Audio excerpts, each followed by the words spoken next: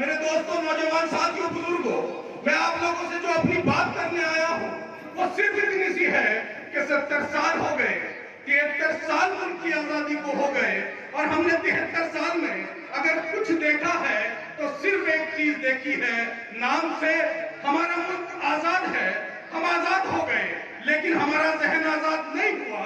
आज लड़ाई सिर्फ इस बात की है, मजलिस आपके दर पर इसलिए दस्तक दे रही है, बैरिस्टर असदुद्दीन ओवैसी दिन रात आपके लिए इसलिए मेहनत कर रहे हैं कि मेरी कौम का जहन गुलाम है, मुझे अपनी कौम के जहन को आजाद करना है, अपने कौम के जहन को जगाना है, इन जहनों में सोए हुए शेरों को जगाना है।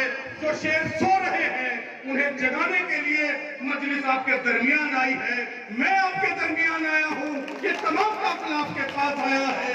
मेरे दोस्तों, 70-73 साल में बहुत सारी पार्टियां आई, बहुत सारे लोग आए, बड़े बड़े लीडर आए, बड़े बड़े लोग आए आपके पास, उन्होंने आपसे आकर सिर्फ एक बात कही होगी, सोचना मेरी बात को और लेकर रात को गौर करना कि उन्होंने एक बात कही होगी कि मैं फला पार्टी से आया हूं, मुझे आप लोग वोट दे दो, उस पार्टी के पास इतना वोट है, मैं एमएलए बन जाऊंगा। दूसरा आया होगा, उसने आके कहा होगा कि इस सत्ता में यहाँ पार्टी है, जिस पार्टी का मैं टिकट लाया हूं, उस पार्टी के लिए वोट दे दो, वो पार्टी सत्ता में आएगी, मैं मिनिस्टर बन जाऊंगा।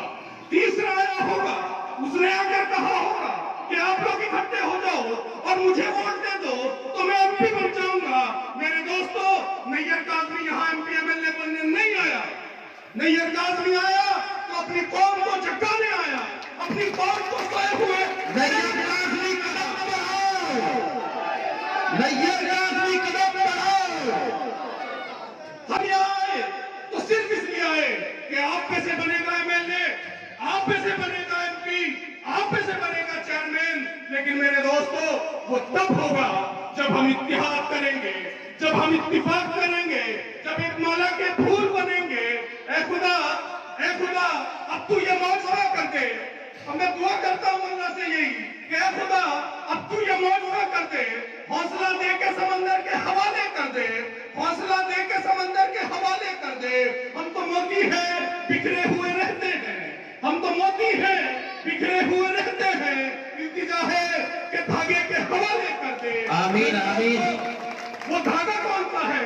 वो धागा है बैरिस्टर असदुद्दीन ओवैसी मेरे दोस्तों, वो धागा है मजलिस इत्तेहादुल मुस्लिमीन मेरे दोस्तों।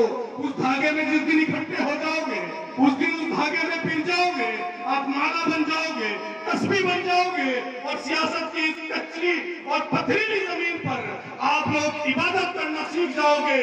क्योंकि मेरा कायद मेरा नहीं, आज जितने लोग यहाँ इकट्ठे हैं हम सबका कायद बैरिस्टर असदुद्दीन ओवैसी है। असदुद्दीन ओवैसी, असदुद्दीन ओवैसी कदम बढ़ाओ। वो लोग, वो शख्स जो सदन में खड़ा होता है तो सच बोलता है, जब सदन के बाहर खड़ा होता है, डाइस पर बैठता है तो हक बोलता है, जब लाखों और करोड़ों की भीड़ में खड़ा होता है तो हक से मुंह नहीं मोड़ता, जब टीवी के चैनल पर बैठता है तो सामने वाले से आंख मिलाकर बात करता है, और जब सदन में कोई बिल पास होता है तो उसे फाड़ने की जरूरत आपका नेता, आपका कायद करता है। तो इतिहास में आज यहाँ ज्यादातर लोग मेरी कौम के हैं, मैं अपनी कौम से सवाल करता हूँ। पिछली बार अभी उन्होंने बताया 2014 में सदन के अंदर 26 एमपी थे, 25, आपके 27 थे, कभी किसी को बोलते हुए सुना है? बताओ आप लोग मुझे, किसी ने बोलते हुए सुना है किसी मुसलमान एमपी को सदन के अंदर? हाथ मिलाना तो बहुत दूर की बात, खड़े होकर बोल नहीं सकता। एमपी बनकर पहुंच जाते हैं और वहां जाकर हमने सोते हुए जरूर देखा है, हमने अपने यहाँ के एमपी को मैंने देखा है, सदन चल रहा है वो सो रहे थे। मेरे दोस्तों, मुद्दा उठाना तो बहुत दूर की बात, आपके हक की बात करना तो बहुत दूर की बात। आज जिस सरकार देश में और प्रदेश में है, मुंतजिर आ जाओ, इधर आ जाओ, अम्बुवाला से हमारे बहुत कन्वर्ट साथी हैं, ये तशरीफ लाए, बहुत बहुत खैर मकदम, लेट हो गए। बहरहाल मैं आप लोगों से जोर कर रहा था कि हम लोगों ने अपने कायद को देखा है सदन के अंदर कि उस शख्स की पहली बेटी की शादी, पहली बेटी का निकाह, 3 तलाक का बिल एक दिन उसी दिन शादी, उसी दिन 3 तलाक का बिल पास हो रहा था। मेरे दोस्तों, क्या किया उस शख्स ने? उसने अपनी बेटी की शादी नहीं देखी, अपनी बेटी के निकाह में नहीं पहुंचे। क्यों? क्योंकि उसे शरीयत की फिक्र थी, उसे मेरे और आपके फिक्र थी। वो इसलिए सदन में पहुंचा और उसने सदन में पहुंचकर अपनी बात रखी। आज बहुत लोग कहते हैं, मुझसे भी कहते हैं, काज़मी साहब तुम क्या कर लोगे, तुम अकेले हो, तुम क्या करोगे? मैं उनसे यही कहता हूँ जो मेरे भाई ने भी शेर सुनाया था कि मैं अकेला ही चला था जानिबे मंजिल, मगर आज ये देखिए कारवां मेरा बैठा है यार। मेरे सब लोग, मुझे ऐसा लग रहा है कि जब कल इलेक्शन आएगा, जब मजलिस की बात आएगी, जब बैरिस्टर असदुद्दीन ओवैसी साहब आएंगे, तो ये काफिला वहां भी नजर आएगा इंशाअल्लाह। तो मेरा ये यकीन है। तो मेरे दोस्तों, वो शख्स जिसने अपनी बेटी के निकाह में शिरकत नहीं की और आपकी शरीयत की हिफाजत के लिए अकेले खड़े होकर दहाड़ता रहा पूरे सदन के अंदर, आप उस शख्स के बारे में क्या ये सोचेंगे? क्या उसकी कुर्बानियां नहीं है? आज तक हम लोग तरस रहे थे, हमें कोई काहिर मिल जाए।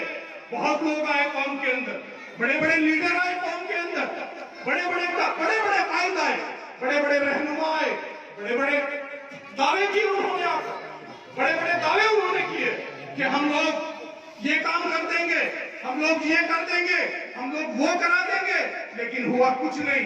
क्यों नहीं हुआ?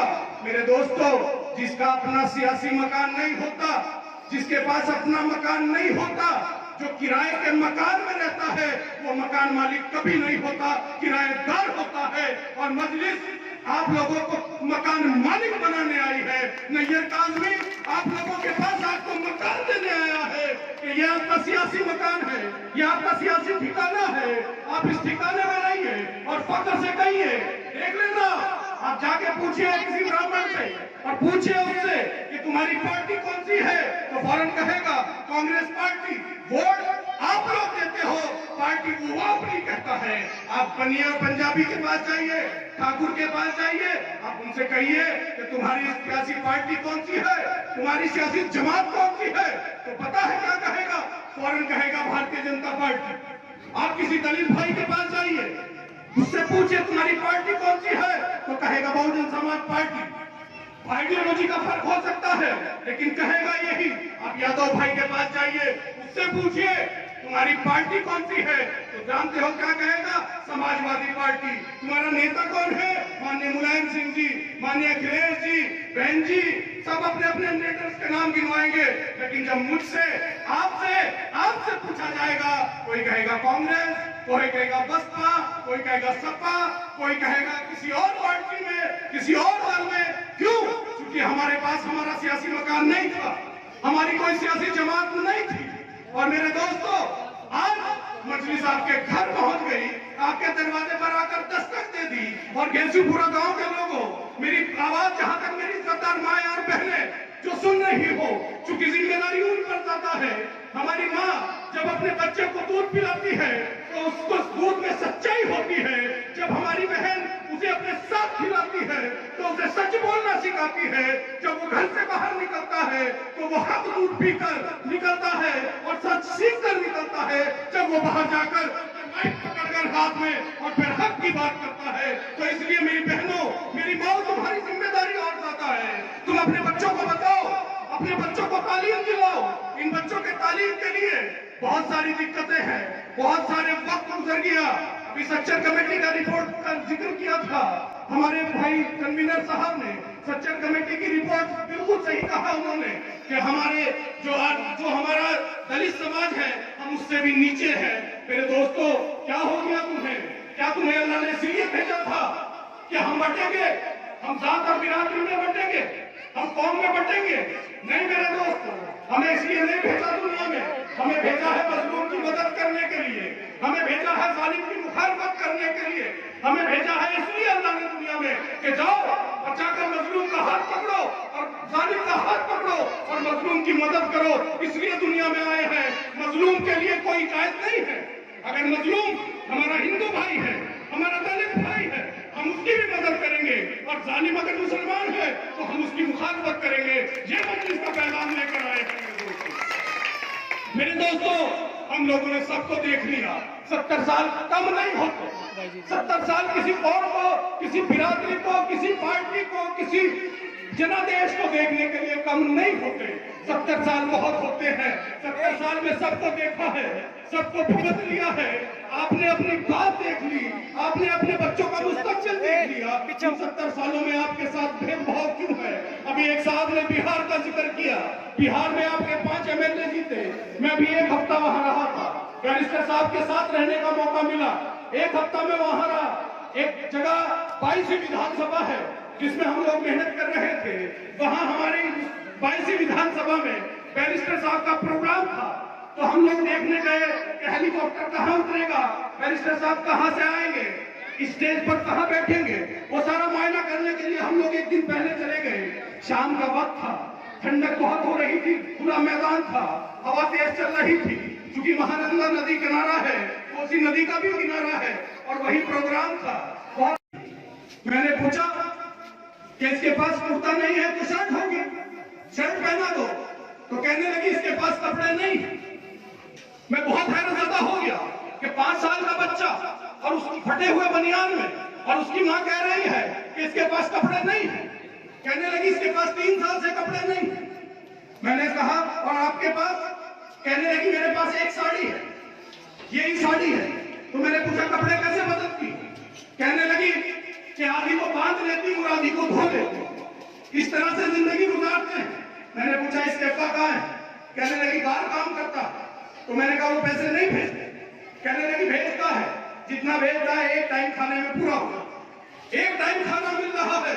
71 साल मुल्क की आजादी, 30 साल कांग्रेस, 15 साल लालू, फिर 15 साल नीतीश, अब फिर नीतीश, और वो सीमांचल, और वो 4-5 साल का बच्चा 3.5 साल से कुर्ता नहीं। क्या है ये मुल्क? क्या हो रहा है इस मुल्क में? कौन, किसकी सरकार, कौन चला रहा है? मेरे दोस्तों, सिर्फ बांट रहे हैं।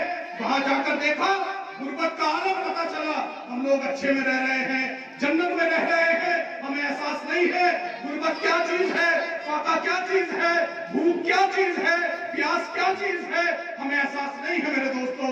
सिर्फ इसलिए कि हमने, वो कहते हैं ना कि सावन के अंधे को हरा हरा नजर आता है। हम सावन के अंधे हैं, हमने अच्छे वक्त में आंख खोली, सब कुछ हमारे पास है, लेकिन गुर्बत हमने नहीं देखी। और अल्लाह से दुआ, अल्लाह दिखाएगी ना, लेकिन मेरे दोस्तों वो भी हमारा भाई है।